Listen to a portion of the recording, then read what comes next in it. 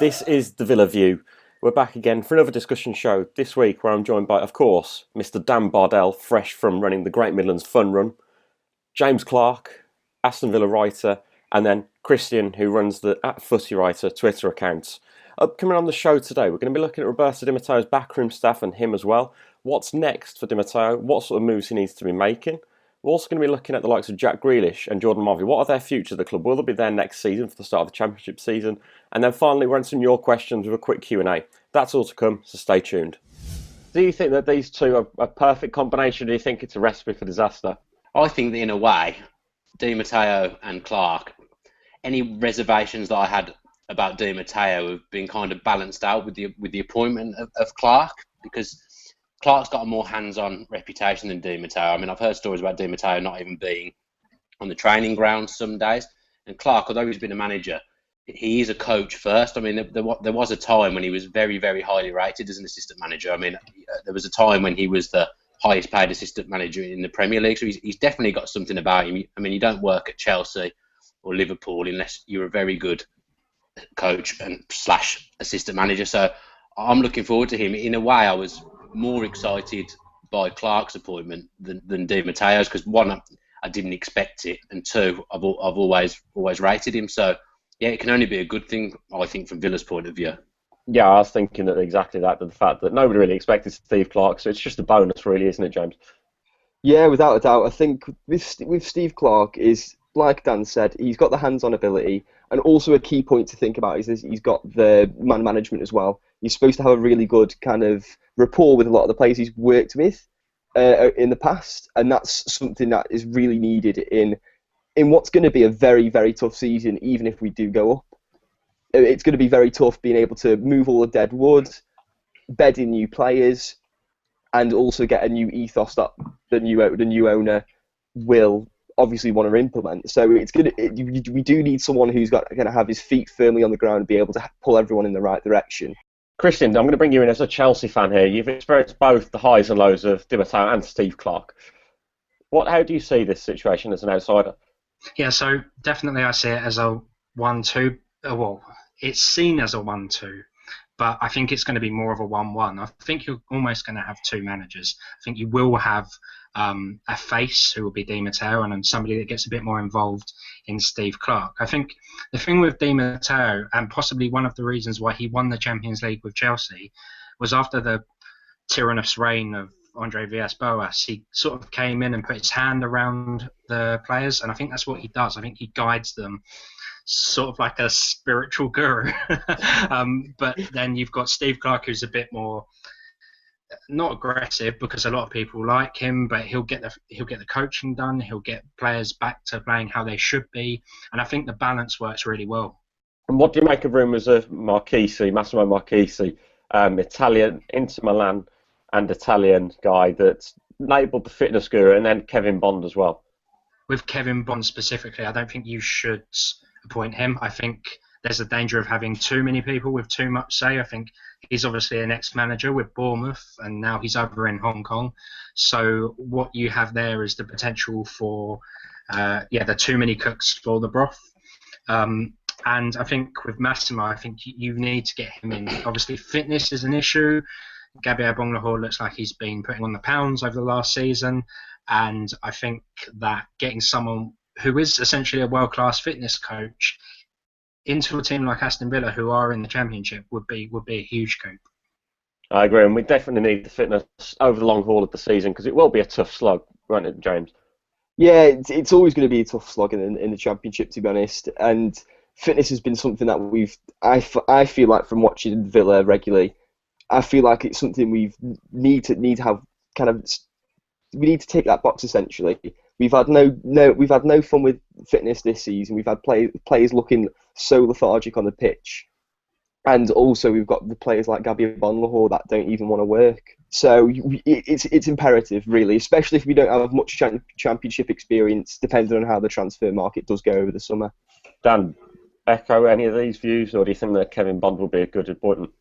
I've always been on the mindset that anyone who is associated with Harry Redknapp is usually pretty dodgy, and you should avoid. And that's how I kind of feel about Kevin Bond. I mean, he's very experienced. He's been around the block, but do we really need him? I'd rather see an appointment with some kind of link to Aston Villa. That would be something I'd be looking for. I mean, the first name that springs to mind. Larson. Well, no, I was going to say Hugo Ekiok, just because he's done good work at Spurs under 21, so he's been managing them now for a season or two seasons. Someone who understands the club. I mean, if you look at Jose Mourinho, everywhere he goes, he will always employ someone who knows the background of the club and who understands the club.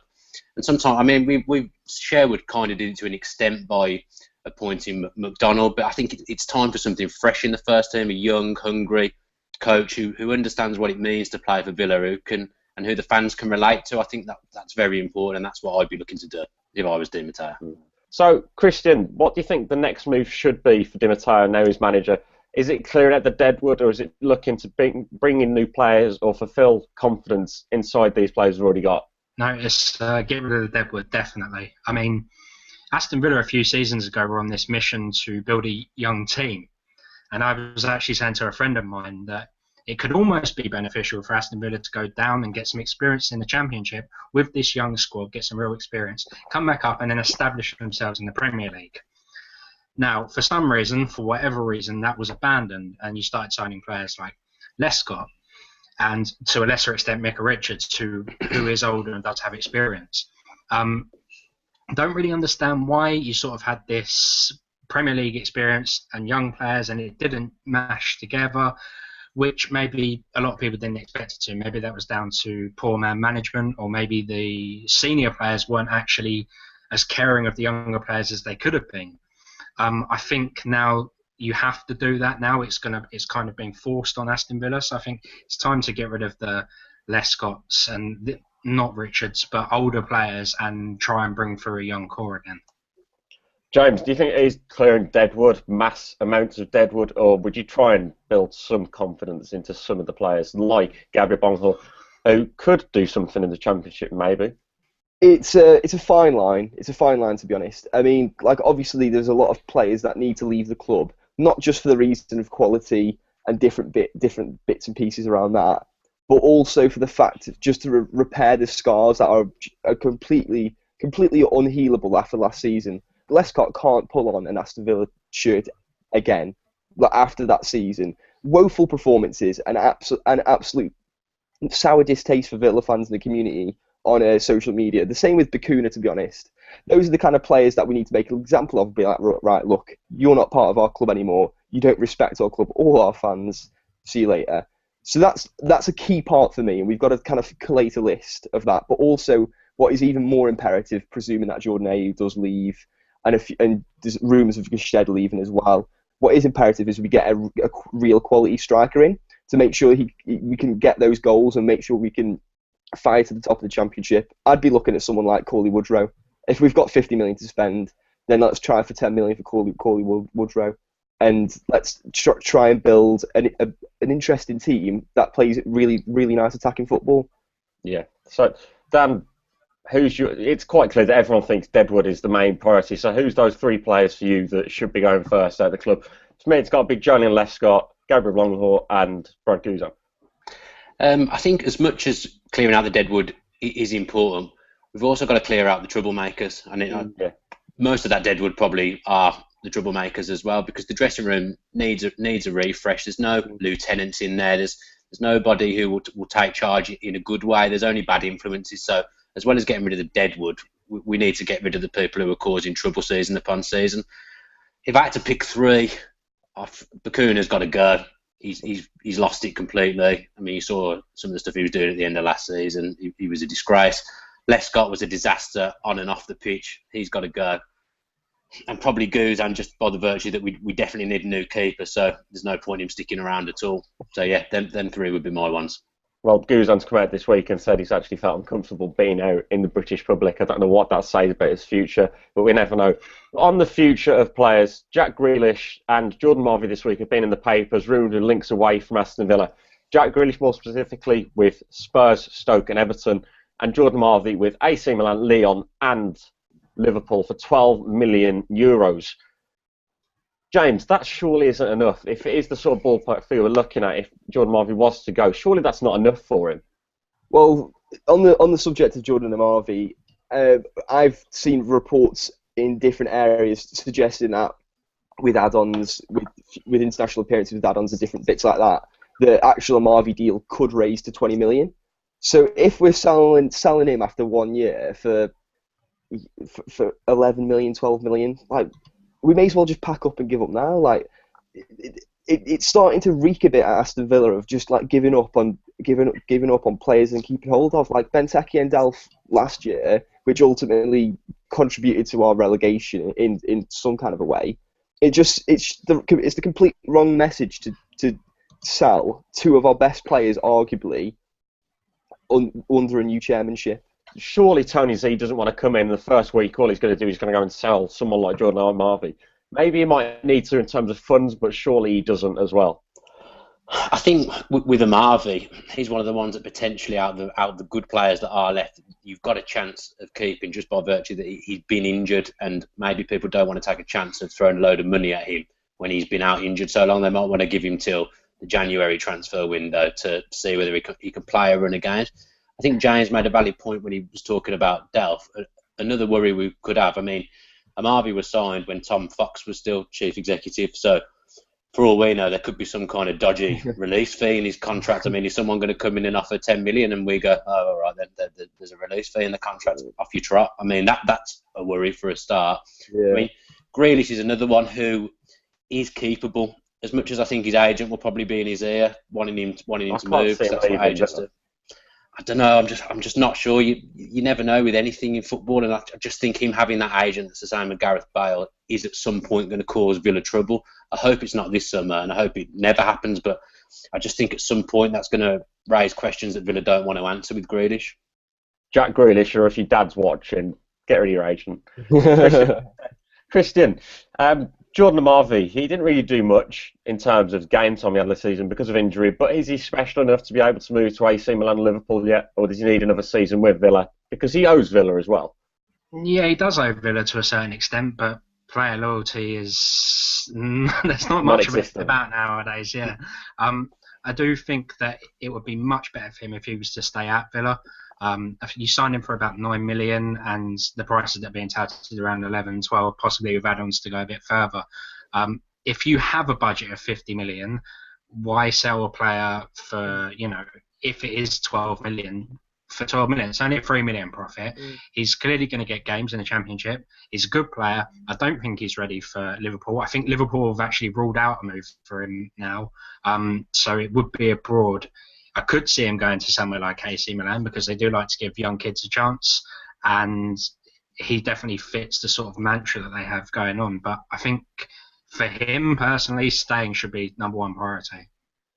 And how about Jack Grealish? Can you see him really leaving his boyhood club and going to a club like Stoke? I think you should get as far away from him as possible. That's going to be a very, very controversial opinion on this channel because he is a very talented player, but he does cause problems. From an outsider's perspective, it becomes laughable what he's doing. He is a kid, and a lot of people do use that as an excuse when he goes out. He's only a teenager. He's a young guy, but he's a professional. Do you not think that he's doing things that probably 80% of Premier League players are also doing, but he's just getting caught? I mean, is it not every footballer does this, or is it his behaviour out of the ordinary?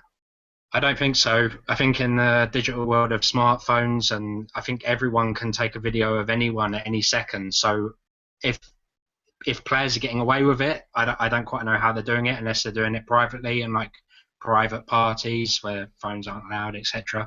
But Grealish seems to be getting caught every time he goes out. I mean, there's a few players like Jack Wilshere and some players that are getting caught every time they go out. But as Premier League footballers or Championship footballers, any footballer really, any professional is only, they're liable to get caught because everyone's a cameraman nowadays. I think there's a lot of scapegoats there that are just looking for Jack Grealish because he is, let's face it, he is a bit of a poster boy for Villa, being the boyhood Villa fan, the same as Jack Grealish. I mean, Jack Wilshere is the boyhood Arsenal fan, so to speak. They're just poster boys in the end of the day, and the front pages will always pick on them, so I don't think it's anything out of the ordinary for him to be at a party because every footballer does it during the season.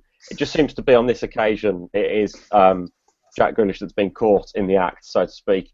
And the only other rumour we've really seen of players leaving the club has been in the mark of Rudy Gestede. Now, I think this is just a Twitter ITK, and I want your flat opinion from all three of you. Is it literally a Twitter ITK who thinks he knows stuff, but really he knows absolutely nothing, and I know more than him? With transfer stories like this, I kind of just ignore them because I don't know. The person at the other end who's reporting it probably doesn't know, and the only way we're going to find out is if we get spotted in Lisbon or something like that. Dan? If Sporting Lisbon, who I don't know for fact, but I'm presuming they've qualified for the Champions League. If they're going to give Villa their money back on Rudy Gestede, and Rudy Gestede is going to be a Champions League footballer next season, then I will be done with football because that is absolutely ridiculous. The followers of the Villa View _ on Twitter have sent in some questions for you guys for us to debate and just answer their sort of questions about the club. First question from Gary Costello, and he has said, is Paddy Riley going to be sacked? He seems to have slipped from the radar. I agree with this one, but do you think he actually had as much control as maybe suggested, Dan? He's very much leading a charmed life by still being there because everyone else from that regiment's gone.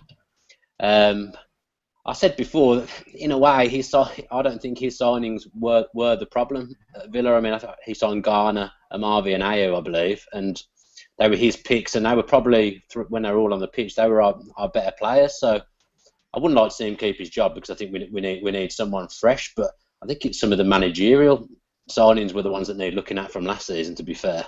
Next question's from Adam Pearson, and he said, could a big transfer kitty mean that inflated prices for players? Yeah, I think, but now we're overpaying for players because our name's Chelsea, and I think that you'll be overpaying for players in the Championship because your name's Aston Villa, not because of the reported money, because, you know, as we've said, I could go on Twitter and say that you have 200 million to spend, and it could start a whole, you know, Aston Villa have 200 million to spend. When it comes down to it, you know, clubs are businesses essentially more so now than ever, and I think that when they see Aston Villa, they'll think, do you know what, we can probably squeeze a couple of million extra out of them here. I don't think it will have anything to do with a suggested £50 million transfer kitty. We've had Jordan Amavi tweet us in, lads. Well, sort of. Jordan Amavi with an X in there somewhere. I said, what sort of players should we be looking at signing? Sort of like names. We should name 3 players out, I think, that we need. So I know this contradicts what I said a bit earlier in terms of signing older players, but I think it's a different ball game in the Championship. And I think that this player is fully established in the Championship. He'll score you goals. You need a striker, Ross McCormack. Pay what they want for him. He's such a good Championship player that I know he hasn't at the clubs that he's been at, but he's scored a lot of goals. And I think he's the calm head that you need as well. So for me, Ross McCormack. Striker, like I said previous, is pretty much vital from my point of view. I'd go for Cauley Woodrow. He's got Championship experience, comes from a very highly rated academy in the form of Fulham, and also he's got time on his side, and he's quite highly rated from a potential point of view. So instead of going out and spending X amount on Ross McCormack, which I believe would be an inflated price as it is, because Fulham played an inflated price for him, thinking to do the same thing as we're trying to do, I think it'd be better to invest in the future and get a player, an English player that's got really good pedigree. Bradley Dack from Gillingham. I'm not going to lie and sit here and say that I've seen him play loads because I haven't, but he's got 15 goals from midfield for Gillingham. I think he was the League One Player of the Year. If you're scoring 15 goals from midfield in League One, then I would say there is every chance that you could do the same in the Championship. I mean, players from League One, you look at what Dele Alli's done for Tottenham, so he'd be the first kind of player I'd be going in for because we haven't had a goal-scoring central midfielder since, I think, Ian Taylor's the last one I can remember. The final question I've left to last for one reason only, and that's because it's a really tough question from Liam Baseford. He's asked who should be Villa's captain next season. Oh, jeez, that is a tough question. It's difficult because I imagine right now Di Matteo's going through the team and figuring out who to call and telling them that you're not playing at the club next season. And on top of that, we're going to be signing new players. But from my point of view, we need a captain that embodies what Aston Villa is. And it's pretty evident that Gabby Bonlahor isn't that. But I'd really like to see. I want to say Kieran Clark, but I don't feel like he's done enough on the pitch to kind of deserve it in a way. But I do feel like if Steve Clark put his arm around Kieran Clark and said, "Look, you're going to be my centre back this season, and you're going to be my captain because you've been at the Villa Academy since you were 14, 15, and we want you to lead this club back to glory." And I know other managers have not put the same faith into Kieran Clark in that way. He's always been dipping in and out of the team, so maybe that's what Kieran Clark needs. And if he's partnered next to a player like Michael Dawson, a really strong, experienced centre back, that could be really positive for him. It's a tough question because no one really leaps off the page, do you, dude? I mean, it's bound to be a new player coming in. I would say they're going to have to buy a leader because there is not many leaders within. Clark is the only one who springs to my mind, and I'm not 100% sold on that idea, even though I do rate him. All I'll say is that if it's Lescott again, I'm going to be very, very upset. I would be. For me personally, I'd look at Gary Gardner. I know it's a bit of a wild shout, but on paper, he's our mostly experienced Championship footballer. Despite the lack of game time at Villa, I'd look at Gary Gardner. If not, Kieran Clark, it has to be for me, one of those two. Or if Millie Ednack came in, or somebody along those sort of lines, like Gary O'Neill's been rumoured as well. Someone along those lines, I think, is the perfect leader. Gary Gardner, Kieran Clark, or somebody along the lines of Miley Ednack or Gary O'Neill. Kristian, as an outsider to the whole situation. Am I missing something with Micah Richards? We don't not very well liked. You don't like him, mate, yeah. Yeah, I get that, but he's a local lad, right? He's Who doesn't 20, care about the club, it seems to me. He's 20, right. You know that confrontation that he had where he was talking to the fans? I thought that was sort of like a peace thing where he was trying to say, you know, I'm involved with the fans, trying to resolve issues. It was very captain-like to me. That's just from an outsider's point of view. Please don't get me in the comments for this, but from an outsider's point of view, I do think Micah Richards might be a good option, but he's not being mentioned by 3 Villa fans, so I'm probably barking up the wrong tree here. Gareth Barry has been rumoured with a move back to the club. A lot of fans have talked about it. He still is a very good player because he's never relied on pace, and so getting older hasn't really affected his game. I'd love him to come back. I'd love him to come back and be captain, but I just don't see any way in which he's going to come and be playing Championship football with Villa next season. I don't see it happening.